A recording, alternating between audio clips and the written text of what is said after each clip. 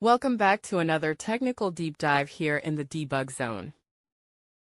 Today, we're tackling a big question and breaking it down with insights from other users. Hopefully, this clears up some misconceptions and helps you get the answer you need. So buckle up, stay a little curious, and let's jump right in.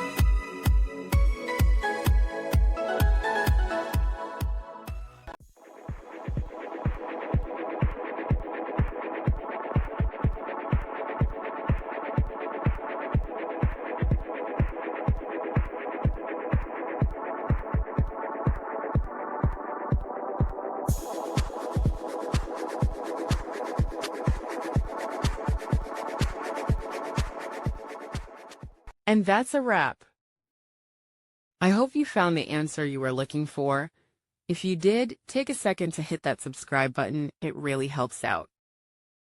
And let me know in the comments which solution worked best for you. See you next time in the debug zone.